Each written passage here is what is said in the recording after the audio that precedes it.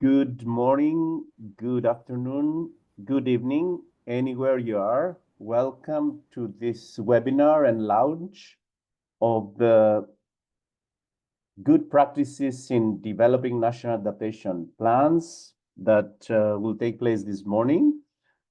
We have a great lineup today. This is Stelios Grafakos, Deputy Director at the Climate Action and Inclusive Development Unit of the Global Green Growth Institute, based in the Hungary office.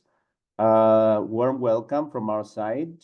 We are going to give a bit of background and also provide some welcoming remarks, and then we will have colleagues presenting and launching the report. And after that, right after, we'll have distinguished speakers and experts in the field of climate adaptation planning that are going to share their insights and experiences when countries are developing national adaptation plans. The aims of this webinar first is really to launch the report on good practices in developing national adaptation plans, also to raise awareness on good practices national adaptation plans, in short, NAPs, and also facilitate peer-to-peer learning between practitioners, government experts on developing and implementing NAPs. I hope you will enjoy and find this webinar very fruitful. Without further ado, I would like to pass it over to our first speaker, Gabriel Pacca, from the LDC Working Group on Adaptation and focal point of Sierra Leone to the UNFCCC. Gabriel is with us? She's not with us yet. Maybe you could introduce the agenda first, maybe, if that's possible. So let's go through the agenda while trying to connect with Gabriel. So as I said, we could hopefully have the opening remarks from Gabriel. Then the colleagues from GGGI and University of Twente will launch and present the main insights of the report. And then we have a number of colleagues from different organizations that work in the field of climate adaptation, and two government representatives having led in their respective countries the national adaptation plans, sharing their experiences. Hopefully we'll have some questions and some time for Q&A to address to the panelists. And lastly, we are going to close with the closing remarks and identifying the next steps. I would suggest, if Gabriel is not yet with us, we can jump in without spending further time at the launch and presentation. And when Gabriel is joining, we can give him the floor, if that's okay.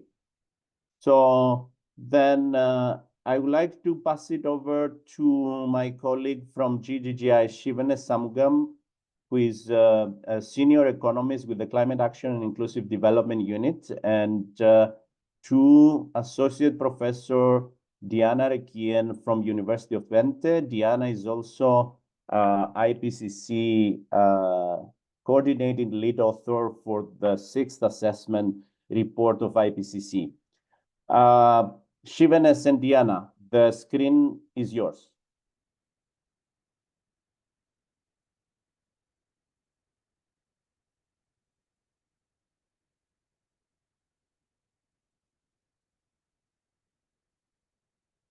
Can you see my screen?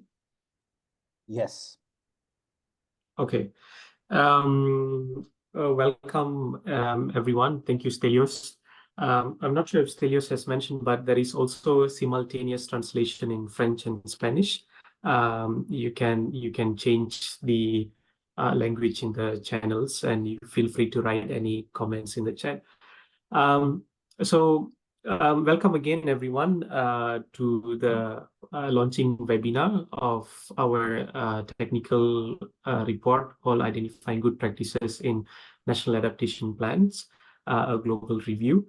And while I am presenting this report here as one of the lead authors, but in reality, I am representing over 16 organizations, entities, over 30 individuals who has contributed to this work.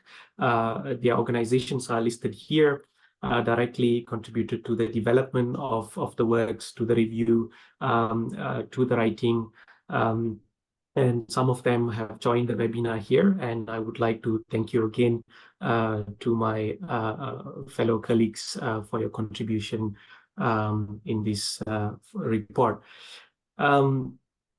So a bit of a background on the report, and of course, GGGI being an intergovernmental organization with member countries, we are supporting several member countries in developing an app, and the demand is increasing to support in National Adaptation Plan, and hence being an entity that works together with our member countries, mostly from developing countries.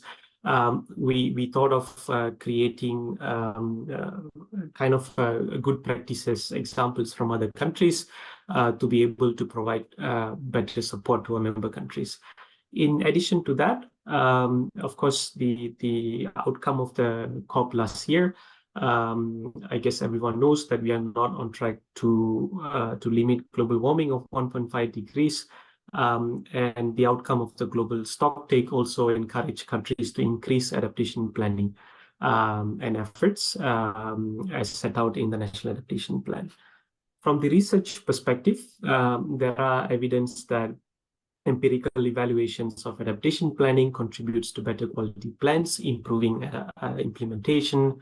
And one of the ways to ensure robust adaptation is to have rigorous adaptation planning. And there are evidence that higher quality plans actually decreases cost of implementation, cost of disasters, and increase synergies. And some of the works that actually inspired the approach that we undertook as part of this report are two main reports displayed here. The first one is urban climate action review, content of the NDCs conducted by the UN Habitat with the SDU University. In this report, they assessed around 193 NDCs to understand the mitigation and adaptation challenges, particularly in the urban context.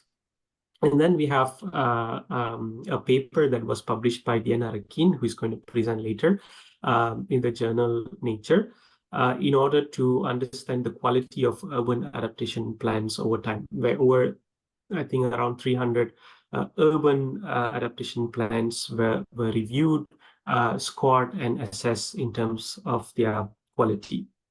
And based on this, inspired by this work, we set out to also review National Adaptation Plan with two main objectives.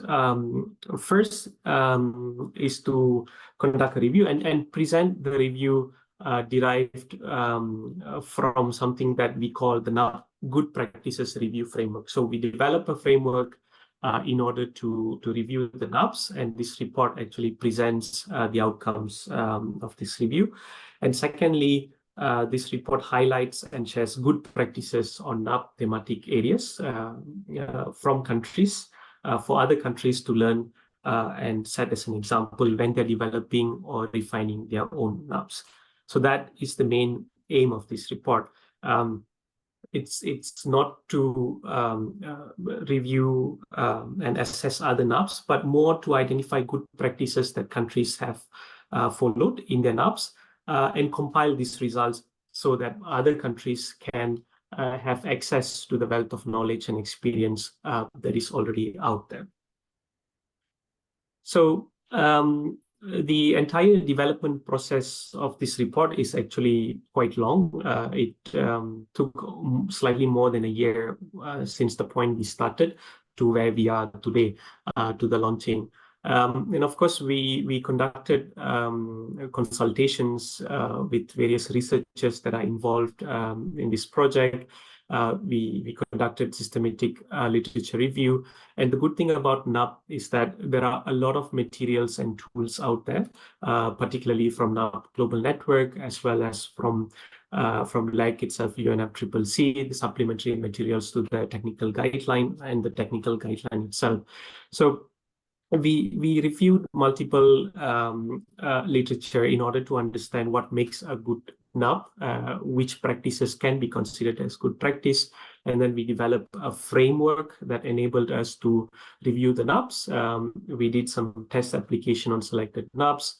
There is a protocol that is detailed in the annex of the report. We did consultations, presented the findings and the framework at COP SP58 in Bonn, at COP28. These are some of the posters that you saw, and further consultation in this year's SB, again in Bonn. And after 1.5 years of work, consultations, peer review with colleagues from NAP Global Network, UNDP, GIZ, UNEP, UNFCCC, finally, we are able to launch the report today. So here is just a brief overview of what we call the review framework. So the review framework consists of 7 categories. These are goal setting, fact-based, policy, finance, implementation, M&E, and participation. And these 7 categories consist of various elements, and there are 55 elements in total across these 7 categories. And these are what we call as good practice elements. So we try to find examples from NAPs that could cover these 55 good practice elements. And this review framework, of course, we used it to identify practices, but at the same time, it can also be used as a diagnostic tool if one wishes to identify a refinement that they can carry out in the National Adaptation Plan. And if they find an area of refinement, there are example countries that are listed out that they can refer to use as a starting point in doing so.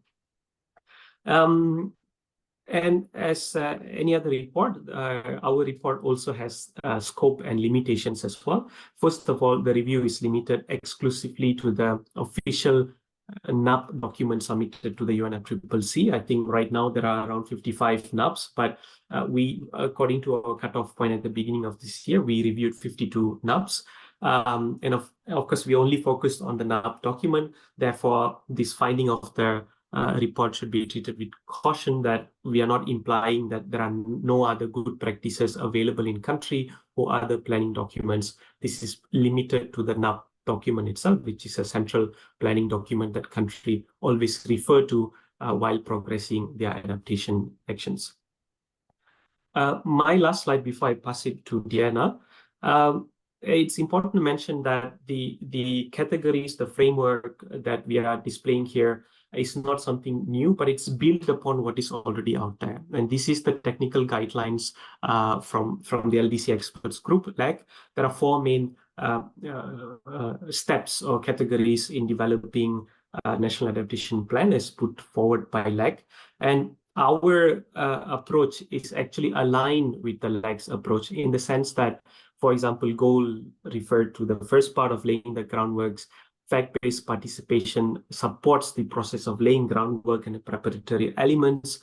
Policy, finance, good practices that we have identified aligns with the implementation strategy and preparatory works put forward by LAG.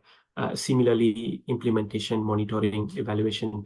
So the finding of this report actually complements the approach that is put forward by LAG, and it provides some concrete examples to each of these steps from the National Adaptation Plans. I would like to now pass the floor to Diana. Hello, and warm welcome from me as well. University of Twente with me and colleagues working with me, our lead partner in this initiative. And yeah, thanks for Shivanis and Stelios for the introduction. And it was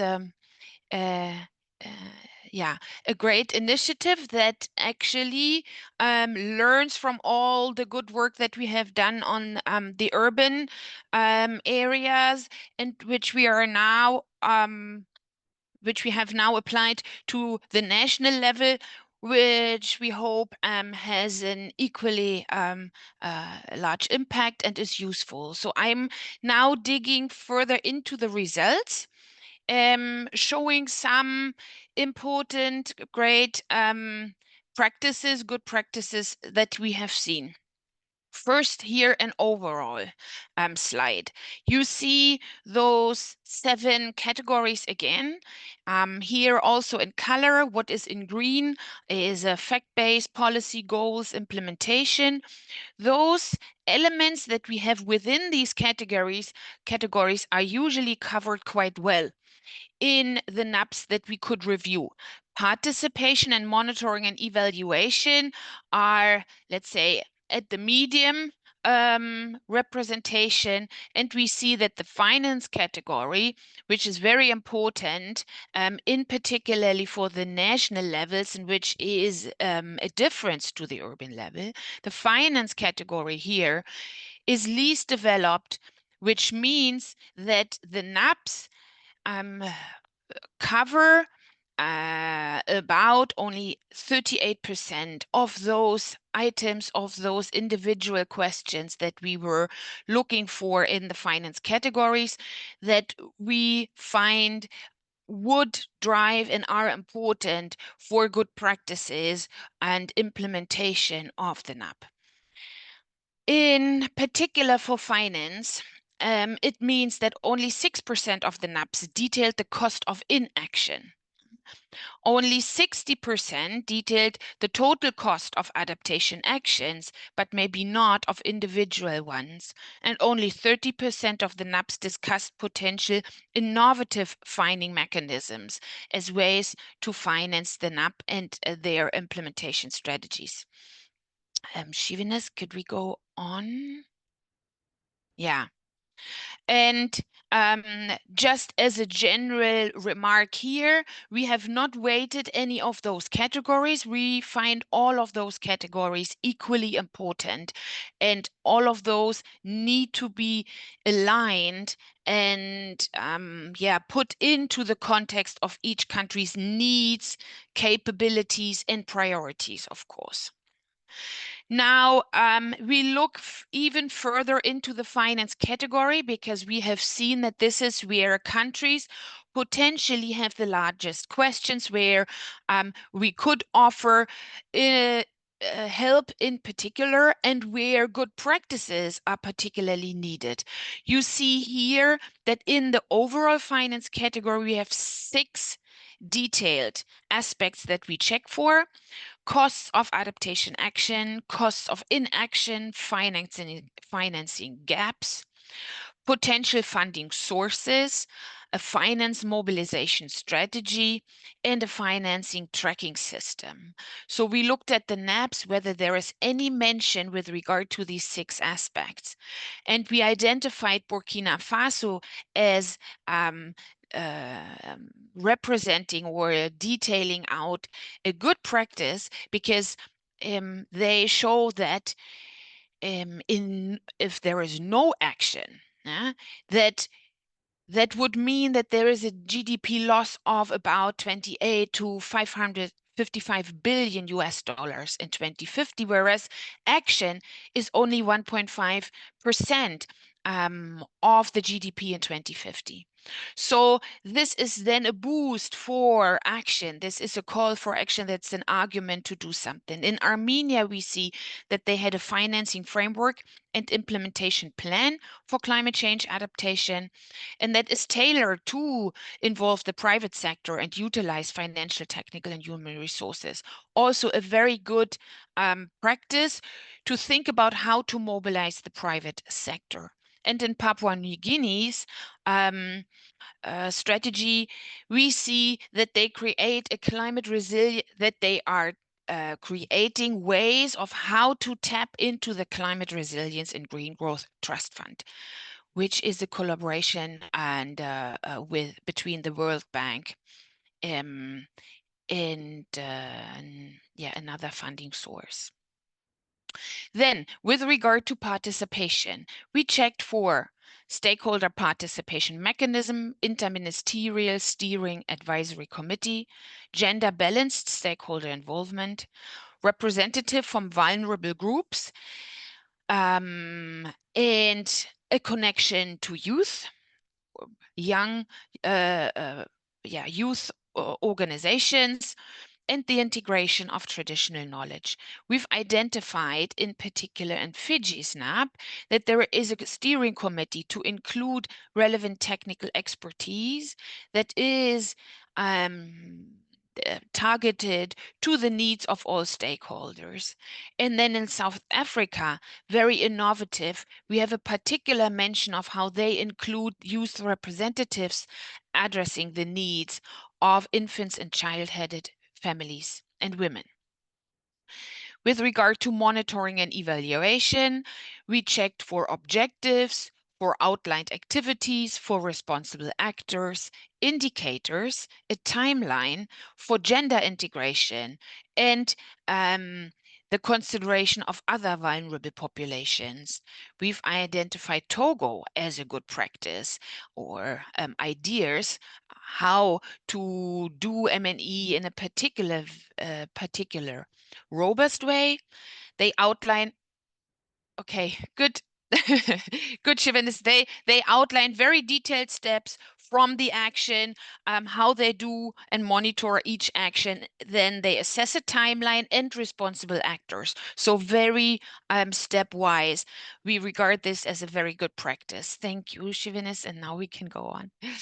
And then with regard to goals, we really have seen that in the science, but also in other reports, it is highlighted that there is a vision statement, the integration of climate adaptation with national, but also other large international frameworks, that there are quantitative adaptation goals, if possible, and that there are concrete goals to specific climate impacts and risks.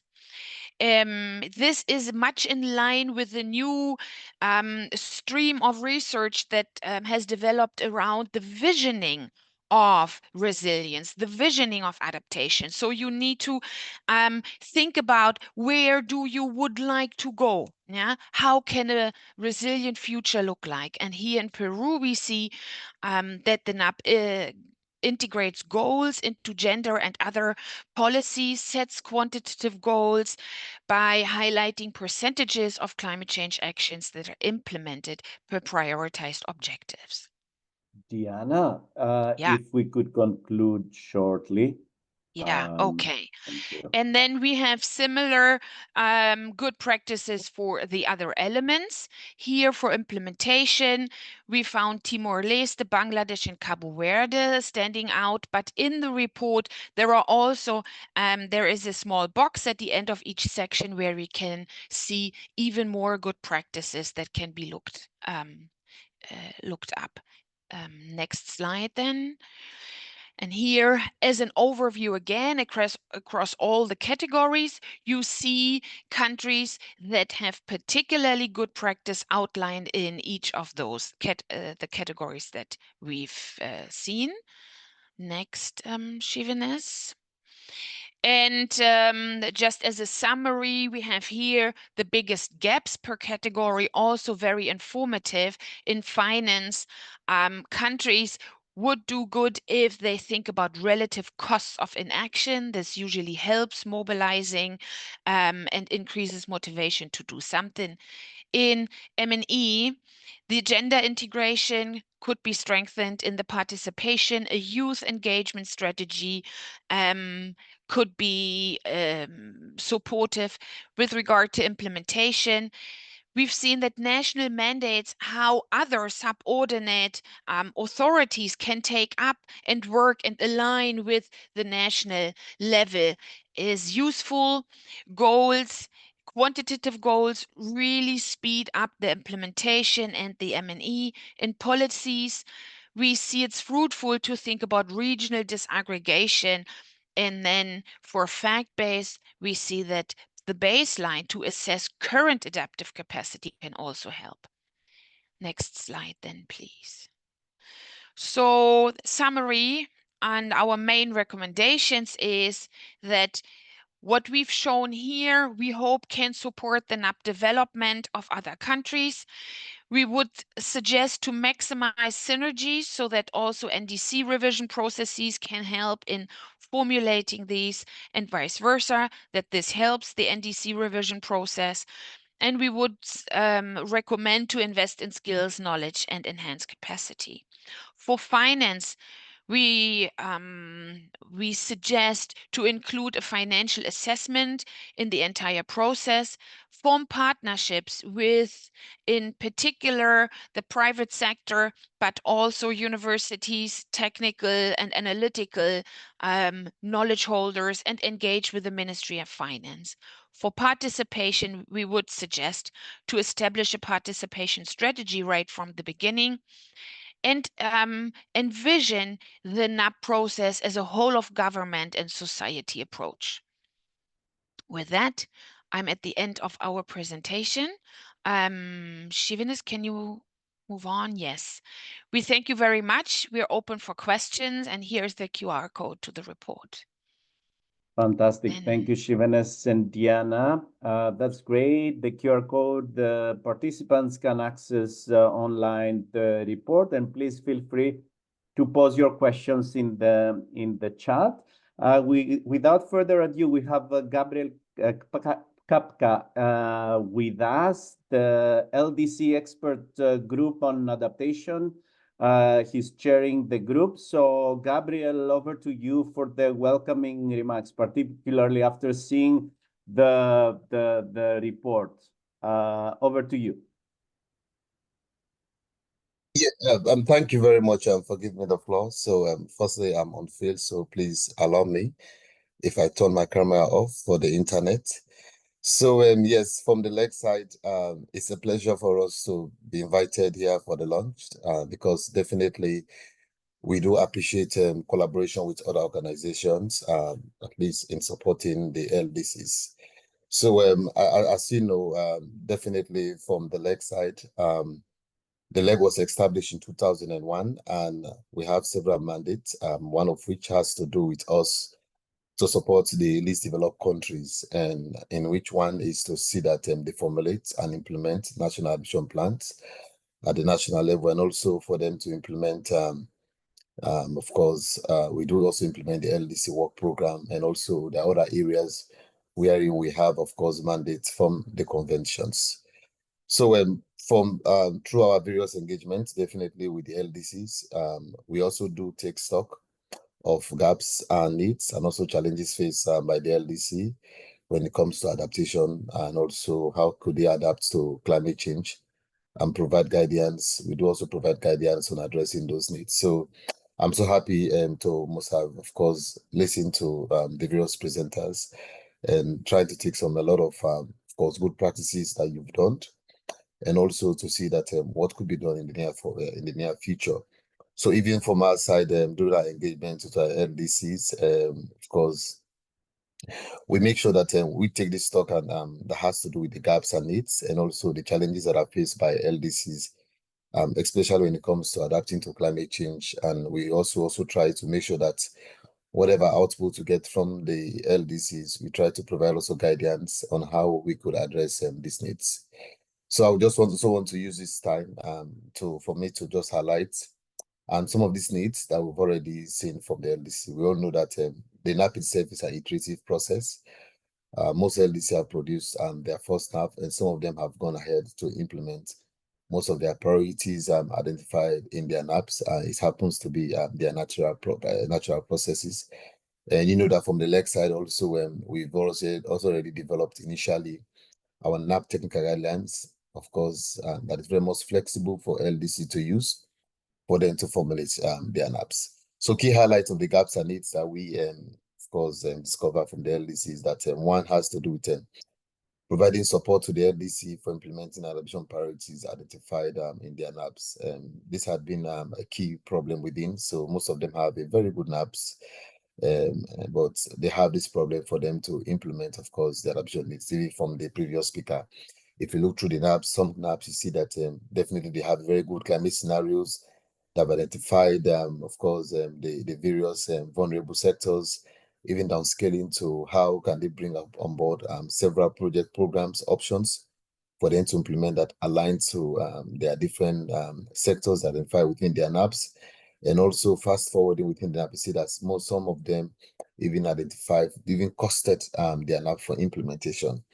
So another one also that we discover as a gap has to do with enhancing provision of support for countries that are struggling to make shift and progress towards submitting their first NAP. So in as much as I think we've already, I think now here this discussion has to do with those that already have their NAPs, and I think from your side you're taking the whole front approach that has to do with the LDC and other developing countries.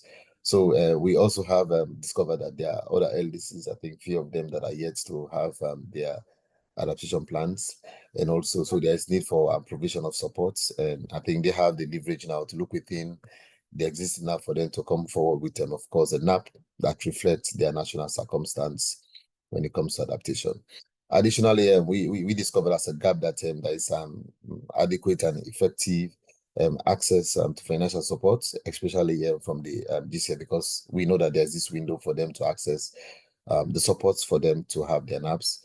But nonetheless, I think this window has to be make sure that it's kind of flexible so that at least all they go beyond that, like approval process has to be shortened, and also for them to implement their NAPs in a timely manner. And also we know that from the leg side, we've looked at the technical guidance and capacity building for national stakeholders for formulating and then implementing of NAPs is a very, of course, key gaps, capacity building at the national level, understanding the processes, at least for them to have this NAP that reflect the good practice that we're all seeking for. And then also there's this difficulty in securing delivering partners and agencies or the executive authority. So we also go beyond only having the NAP itself. Like we also look through, like when countries have their NAPs, they have adoption priorities. How can they generate their project ideas to be picked upon by delivery partners or agencies that could help them to develop the project proposals, at least so that they can implement them. So in this regard, from the leg side, we continue to provide our technical support to the LDCs, of course, to address these needs. So please allow me also to highlight some few of our activities that we've been doing. So our activities, of course, from the leg side, facilitate the development and implementation of project ideas, of which we have a vehicle that we used to call the NAP implementation pipeline development, where we engage with countries for them to see how can they use their NAP itself to implement programs and projects. And also we initiated this initiative in 2022.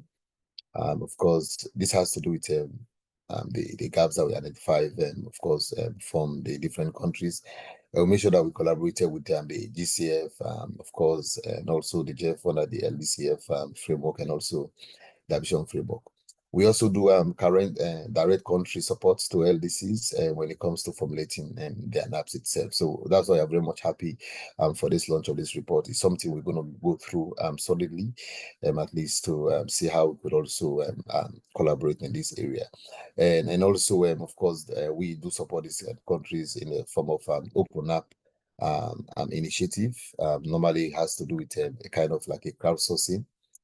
For us to mobilize and engage with rather stakeholders, of course, definitely in this regard.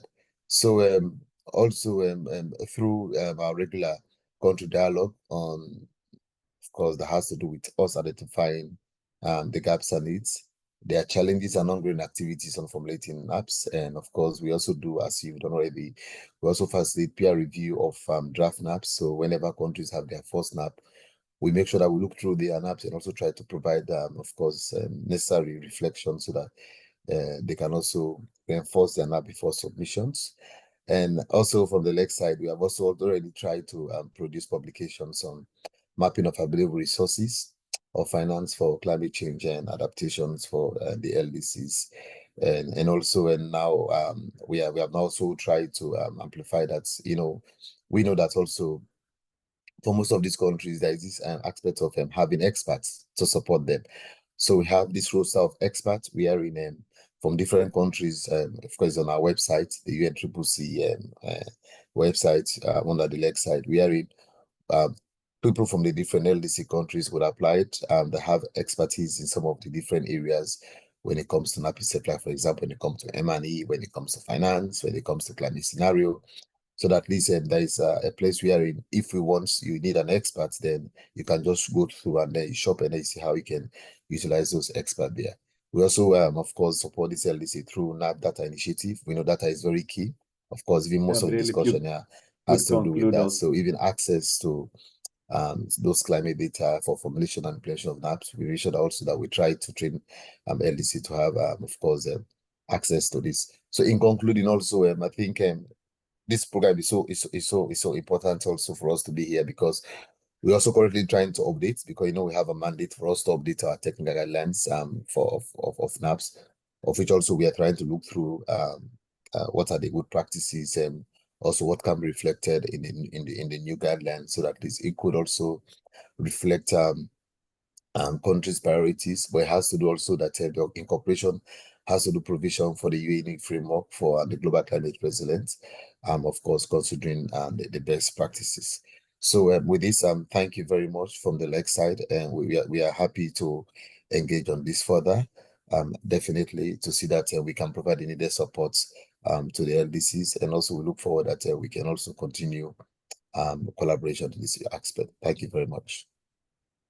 Thank you very much, Gabriel, for the experiences also of the LEG group, but also on your comments around this new report. And we are also looking forward to further align with the LEG.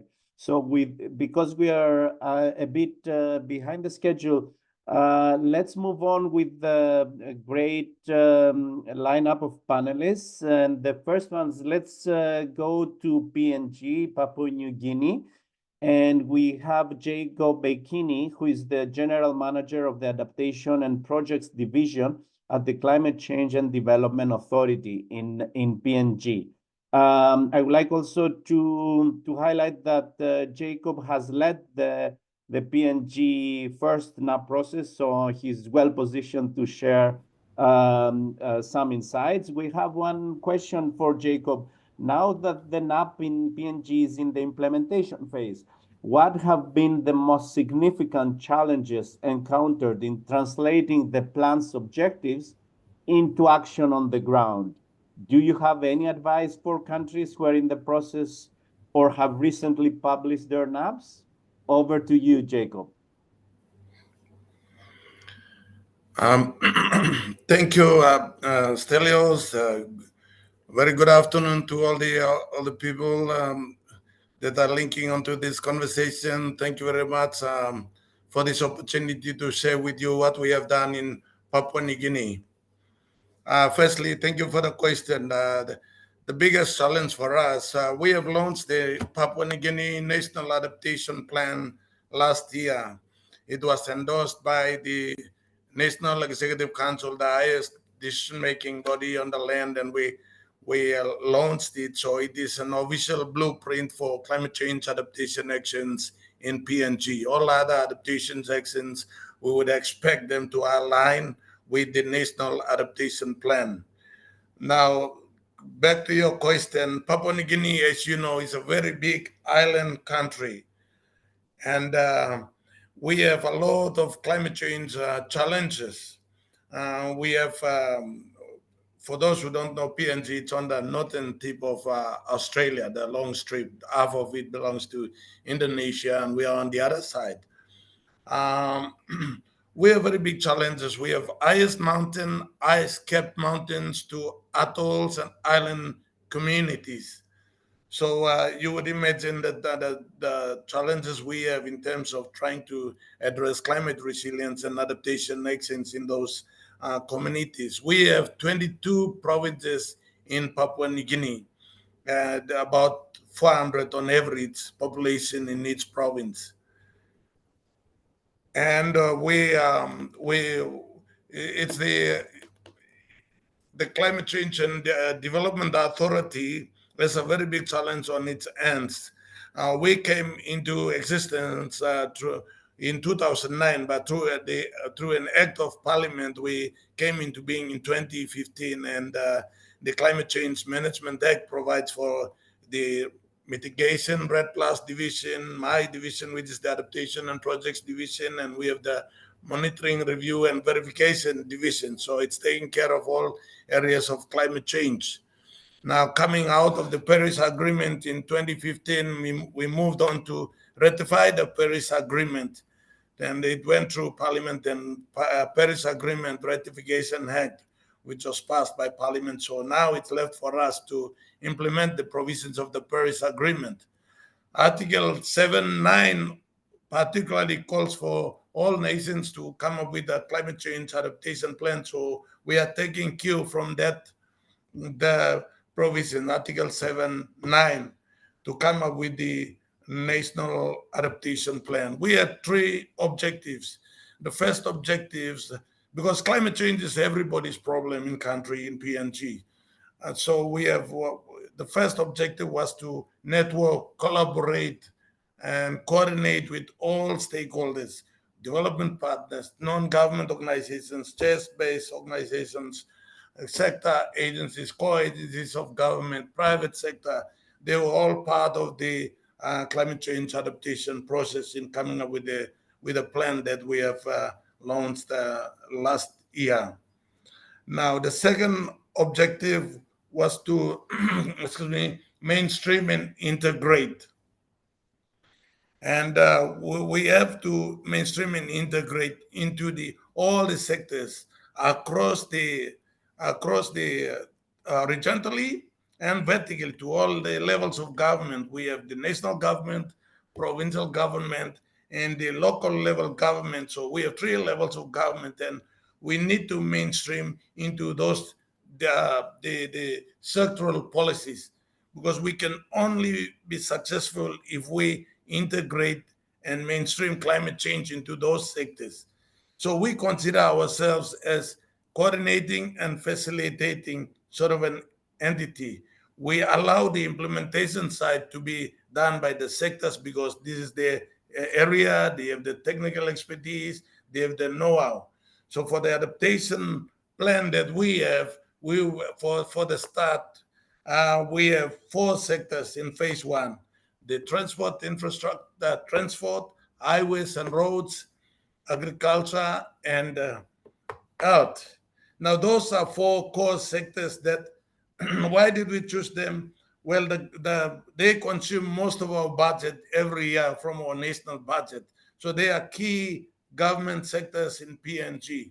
So we decided to choose them so that we can bring the climate element into the planning processes, because it's costing so much to come up with only to be reduced by the non-action. So we feel that it was important to do those sectors for the start. Other sectors from tourism, forestry, and education said, how about our sectors? So these are things that we have learned, but we will get into those other sectors as we move on. Now, the third objective was, how do we finance it? We looked at the financing options. How do we finance the integration and mainstreaming? Because now we are moving away from business as usual. So we need to, if we need to factor in the climate element, we need to finance. And where do we get the finance to meet that additional cost to the sectors? So we are looking at mainly three options. The national government budget, which is brought down every year in November. This is where we were thinking that's one option. The other is from our donor and development partners and financing facilities. That's the other option that we were looking at. And then we have the own source from the provinces. So those were the three main objectives. And we feel that the financing options is very, very important because the climate change adversities that we are talking about here in Port Moresby, it's happening in those 22 provinces, in the communities, in the rural settings. Therefore, it's very, very important that we need to find a way of making sure the budget reaches those people. So we have proposed when we got when we launched the National Adaptation Plan, which I have here, it's on the it's online. Papua New Guinea National Adaptation Plan.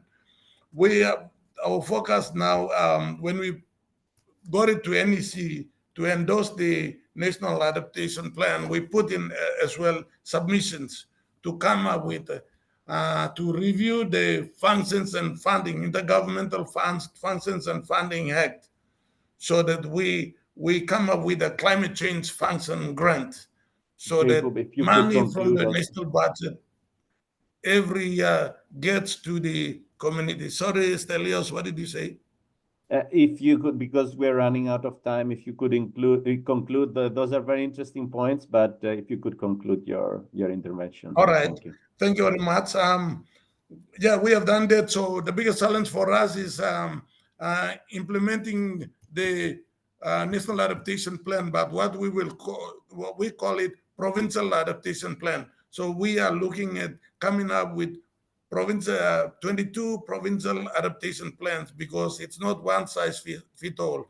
Provinces on the North Coast, their challenges are different from the atolls and islands, and the challenges are different from the Southern Coast. So we are going to come up with specific adaptation plan for each province that will align to our National Adaptation Plan, to MTDP 4, to Goal 13, and to the Paris Agreement, Article 7. Thank you very much for listening through, and I'll be very happy to answer any questions. Thank you. Thank you so much, Jacob, for the insights, for the PNG NAP development and implementation. Thank you for sharing the document. Let's move on to Ethiopia. We have Mohamed Andoshe, who is the Director of the Climate Change Planning Implementation Coordination Directorate at the Ministry of Environment, Forest and Climate Change in Ethiopia. And actually, Mohamed Andoshe was the one of those who led the National Adaptation Plan development in Ethiopia. Mohamed, over to you, and if you could respect, please, the time limit, 5-7 minutes max. Thank you. Yeah, thank you so much. Can you hear me? Yes, very well. Yeah. Yeah, thank you so much. Good afternoon, good morning, and good evening. So, I think in terms of Ethiopia, we have been submit National Adaptation Plan or launch in 2017. Also submitted for UNFCCC in 2019. So, especially Ethiopia as at the vulnerable in terms of climate change, the most vulnerable. So the objective for doing such national adaptation plan is, one is to reduce vulnerability to the impact of climate change, especially by doing the adaptive capacity and resilient. The other objective is, I think it's good to facilitate the integration of climate change adaptation, one from in relevant to new and existing policy, because it's required in a development plan, like in programs, policies, and activities, which is particularly focusing on mainstreaming climate change. So what has been did is, including all the climate adaptation action in the medium, short, and long-term planning systems. So to have some reduce the vulnerability. So especially during the NAP, we have been, including some gender perspective, gender analysis for National Adaptation Plan. We have doing that, and we have also the Climate Resilience Green Economy Mainstreaming Guideline, because all the sectors which is identified as the priority sectors like agriculture, forestry, health, energy, water, transport, industry. Those 8 sectors are the most vulnerable, and the NAP also identified which is the priority sectors. I think to proceed the NAP, we have been practices various guidelines, and like for instance, we have mainstreaming guidelines, as well as we have the roadmap for the National Adaptation Plan to proceed the NAP, and also we have amended systems to proceed the National Adaptation Plan in better way. Also, we have like for instance, we implemented various resource mobilization in NAP, because we, especially when we did in National Adaptation Plan, we have also identified 5 major strategic priorities. Like for instance, one is the mainstreaming climate change adaptation, who is building the long-term capacity, particularly focusing on institutional structures, which is dealing with the National Adaptation Plan. As I mentioned previously, 8 sectors, which is priorities as the major or the main vulnerable sectors. To do that, we need to have some mainstreaming context, as well as capacitating the institutional capacity in long-term perspectives.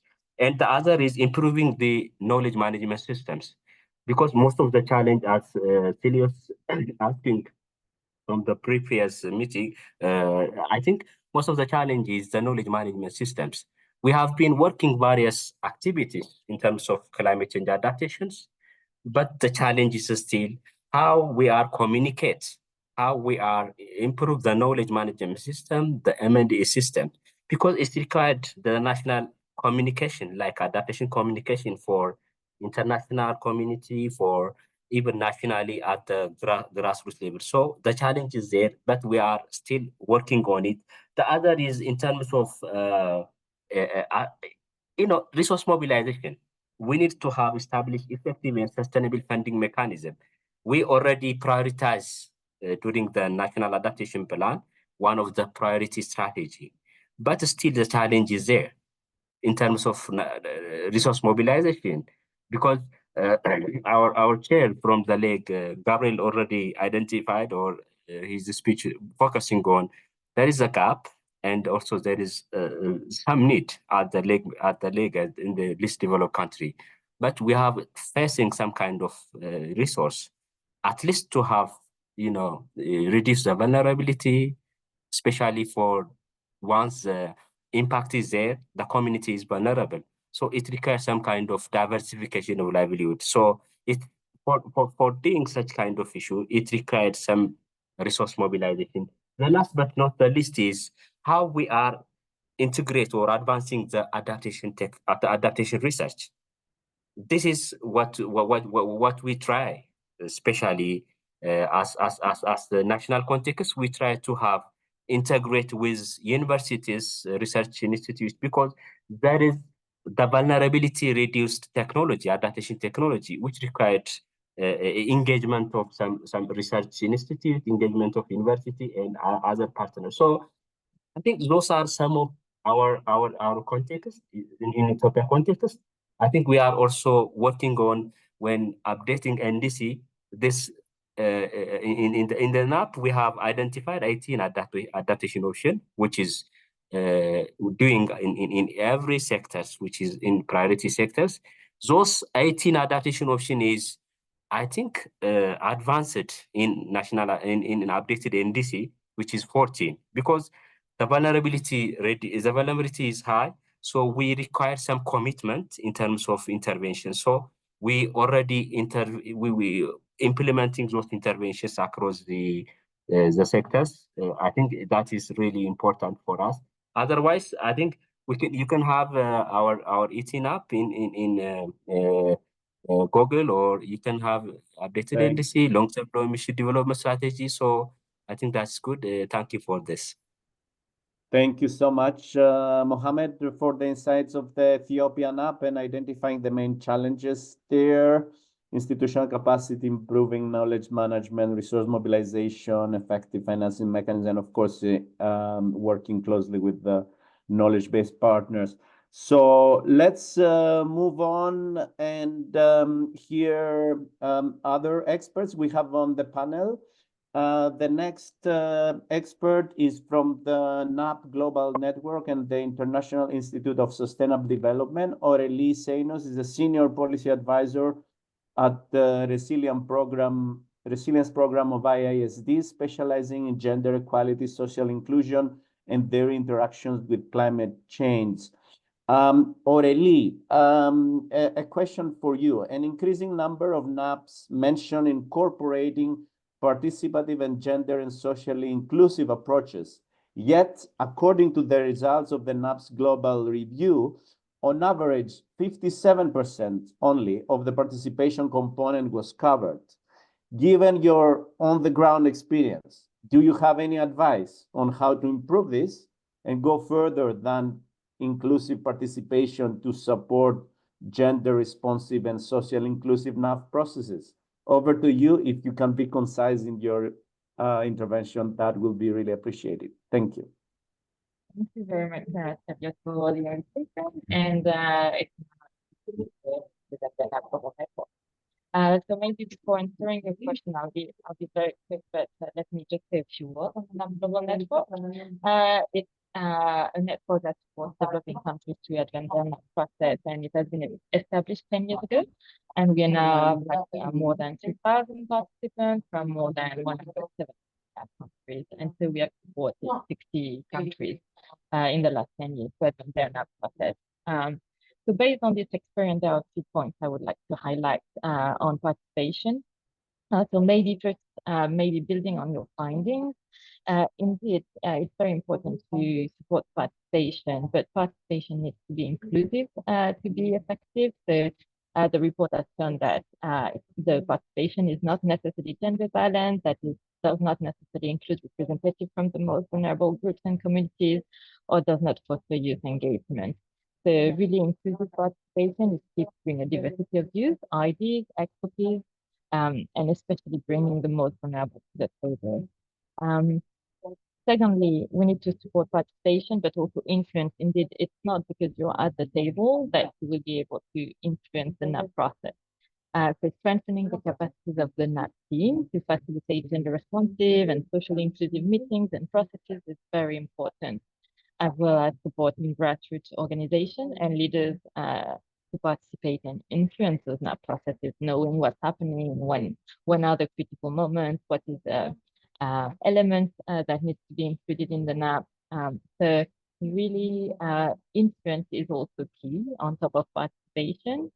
And something that is maybe not mentioned or looked at in the report is the participation of gender experts. And we have seen that involving the ministry in part of gender and social issues, for example, and also like gender and social inclusion experts from universities are quite key to make sure that key elements of a gender responsive NAP are included in the document and then in the implementation and monitoring the evaluation stages. So that's on participation, and I'll move on very briefly to the second part of the question. But participation is only one pillar of gender responsive NAP processes. So if you want to have gender responsive approaches, you need to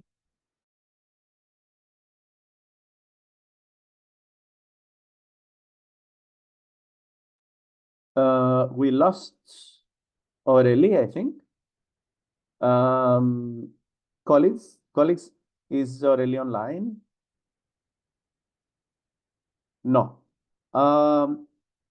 She's not online anymore. She's not online. That was very interesting what she was saying about participation and gender responsive NAPs and engaging with experts to ensure this process. It's really a pity that she was cut down. I don't know if it's what's the reason, but I would suggest to move on to the next panelist. It is Dagmar Bart from GIZ. who has extensive experience in climate change and gender. And also, she has authored a comprehensive guide and developed an innovative toolbox and led impactful capacity building workshops. And she has extensive experience with working with communities and advancing community resilience and promote gender equity with agriculture and farming practices. A guiding question: what are the main challenges in translating NAPs into actual adaptation projects in the agriculture sector, particularly in targeting the most vulnerable areas and farming communities? Aurélie, Iris, over to you. Yeah. Thanks a lot, Stelios. I will try to be very, very short. So I think the main challenges we are facing in translating NAPs into adaptation projects in the agricultural sector are not that different from other challenges, but some things are particular. Some of the challenges I found are also matched with the result categories of best practices in the report, in the GGGI report Diana presented. And so let's look shortly at them. So first, in the most countries we work, we face a lack of data and information. And so it's very difficult to implement effective climate risk analysis, which is like the starting point for every project, adaptation project.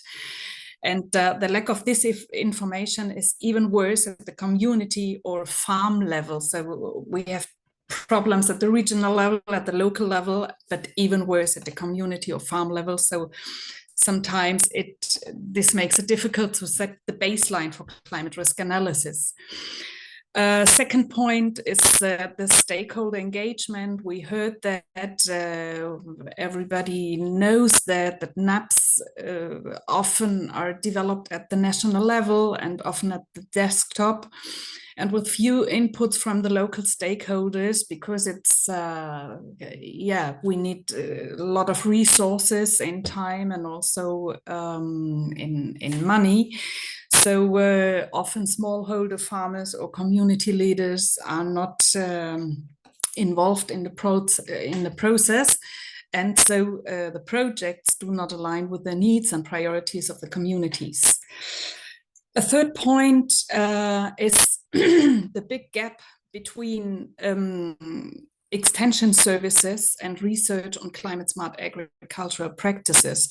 So we have on the one hand the research with the best practices and new technologies, but in my experience, extension services sometimes are not able to overcome language or traditional barriers, or the lack of accessible information for the smallholder farmers and digital infrastructure. So the result is that new practices and technologies in vulnerable communities are not likely to be adopted. The fourth challenge is that an effective adaptation requires a multi-sectoral approach. So we know we have to involve agriculture, water, forestry, and rural development, for example. And sometimes where the coordination among different ministries is quite difficult. And this often leads to the misalignment of financial incentives. So funds are allocated to high visibility projects towards areas or communities with more political influence rather than targeting the most vulnerable and marginalized populations. And last not least, we all know that it's probably one of the biggest challenges that NAPs often identify adaptation needs without securing the necessary financial commitments. So most of the funding mechanisms for international climate finance, such as the Green Climate Fund, requires navigating complex application processes, eligibility criteria and reporting requirements, which can overwhelm local stakeholders and institutions, and even more smallholder farmers to apply to these financial mechanisms. So I won't make it much longer. I will stop here. This was very, very useful. Thank you really for identifying the main challenges, particularly in the context of engaging with the small holder farmers and communities. Some of the challenges have been identified in the report. So it's great to see that also experts and practitioners on the ground confirm some of the findings. Thank you so much. That was very helpful. Let's move on to the next speaker, also from GIZ, Hans-Joachim Lipp, who is an expert in biodiversity management, serving as the program director for integrated biodiversity management in the South Caucasus with GIZ. One question, Hans-Joachim. Given your experience in biodiversity management, particularly in Armenia, Azerbaijan, and Georgia that you have worked, to what extent do you think regional cooperation can enhance the development and implementation of NAPs, particularly in addressing shared environmental challenges? Over to you. If you can stick to 5 minutes, that will be great. Thank you. Yeah, yeah. Thanks, Stelios, for having me here in this meeting. I feel very honored. A very small correction. I have been working in the operations department in one of the operations departments of GIZ in the South Caucasus until 2021. Now I'm a planning expert at the climate change division at headquarters. So just a small correction. Thank you. Yeah, first of all, I have to recommend you and your colleagues for this very good report. I read it with great interest, and I'm convinced I will use it in my work when it comes to designing and advising the NAP process in the various countries where we work. So congratulations to this one. Back to your question, can regional cooperation enhance the NAP process? The simple answer is it depends. Regional groupings, well, more than one country groupings, have very different degrees of normative power, so to say. They have different objectives, and the constitution of these organizations can be strong, can be weak. So I think if a regional grouping exists that enjoys respect by its member countries, and if it is powerful and it has a climate-related agenda, mandate, policy, strategy, it's worth considering working on a regional level. The rationale, of course, which has prompted your question, is clear. Hazards do not know any borders. Simple like that. And exposed systems are more often than not cross-border. Agricultural farming systems, river basins, cross-boundary river basins, watersheds, biodiversity hotspots, ecosystems and ecosystem services, transhumans. So we are not talking only one country, but more than one country, more often than not. Impact of climate change can lead to cross-border human migration and conflicts as well. So that is an impact that we would not want to see, of course. So again, that calls for regional cooperation. The potential is large, I would assume. I'll give you one example where I was involved in the South Caucasus. We were sitting together, the three countries, together with the GIZ and other experts, to see how erosion can be stopped and controlled in the mountains in the Caucasus Mountains, in order to stop flooding, to stop landslides, to safeguard these water basins. And we were discussing what could be good nature-based solutions in erosion control. We identified them. We could contract one engineering input. So there is economies of scale in this regional cooperation. I'm very much convinced. And what I could probably address all 7 categories of your report to give examples, but I'll leave it with this one. There are limitations, I have to admit. The first is I observe this nation-first reflex of people more and more. So skepticism against cooperation in a more international setup. We also have to admit regional cooperation adds complexity to the process of NAP planning and implementation. It requires a higher degree of interaction and consultation. So again, there is limitations that you have to face. In some, I would argue, and based on my experiences as well, NAP can, regional cooperation can enhance NAP process if first there is a regional grouping that has a clear mandate, climate mandate, and a normative power. The second aspect I would mention is you need NAP champions, so to say, who think regional. You need people with a passion to work on this regional beyond one country level, who see value in this regional integration. You need such people. Without this one, in my opinion, in my experience, it doesn't work. And third and last, regional cooperation, you have to be selective to identify few regional services, if you like, for regional, really regional challenges that can ease these national adaptation processes with a very, very clear added value. So with these three conditions, so to say, in place, I think I would answer your question with yes.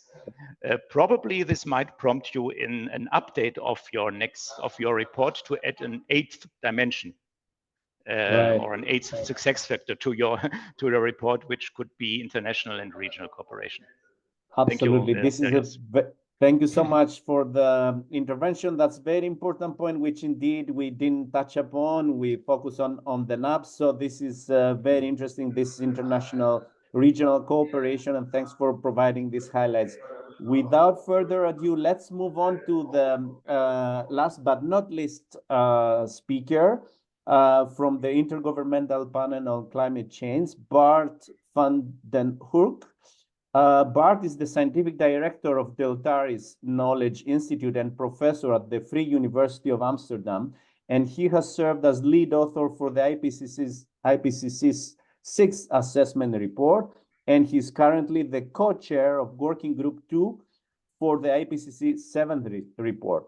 So, Bart, as you heard many challenges and points around the importance of research, so then it's great to have your insights and the guiding question for you: what role does the IPCC play in enhancing the NAP process, and how could it contribute to improving NAP development and implementation through its scientific assessments and research? Over to you.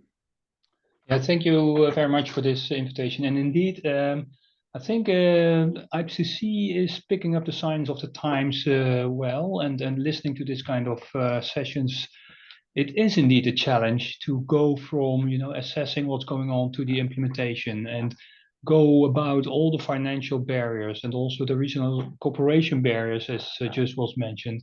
Also, I witnessed the Ethiopian intervention, that it's also not easy to also think about how to get the adaptation research into the whole planning. As you know, we are 1 year down the start of this 7th assessment cycle. We started a year ago, and the Bureau of IPCC has formulated marvelous ambitions to indeed pay credit to the era of implementation, which means that we have a lot of discussions about exactly, you know, the kind of practical, you could call it practical problems and barriers that we're also facing here. But for us, I think while sticking to an IPCC climate mandate, we are well aware that climate is connected with many things, not the least with the need for sustainable development, but also with how the financial systems are operating, how indeed this geopolitics situation actually also drives perspectives of global population on whether or not to cooperate, etc. So we have a plan, we have a schedule where we will deliver climate change, a special report on climate change in cities. And in the outline that has been approved, you can see that we have dedicated a specific chapter labeled Accelerating Implementation of Climate Action. But in fact, it's a very systematic, or an attempt to very systematically survey the landscape around climate that needs to be, you know, getting attention as well to get climate action into practice.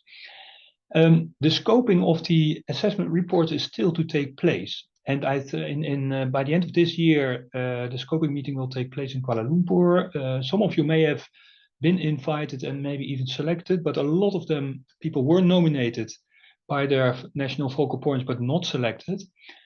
But it's really crucial that we get inputs from a wide community. So as we did for cities, we will now also organize a set of pre-scoping webinars, probably by the end of October, that will be announced to all the people that were nominated but not selected. And that is a platform where you really can step in and bring your own ideas. So Working Group 2 is also preparing a survey, and we'll make sure that the GGGI will get an invitation to fill it out and you can distribute it, because we are also keen to hear what you want to read in the report. As you know, Working Group 2 is really committed to assess the success of National Adaptation Plans, and I think Diana's publication that came out on adaptation in urban areas is really a nice example of what we will definitely, I hope that the scoping meeting will decide that a good assessment of, say, the success of national and regional adaptation plans is of course of great interest. But you know, we are also now carrying what we call an update to the technical guideline for climate impacts and adaptation from 1994, that IPCC product. And again, the scoping will have to decide what that will be. I doubt whether it's really an update of the guideline that was there in 1994. The world has changed too much to just update it. I think it's really a recalibration of it.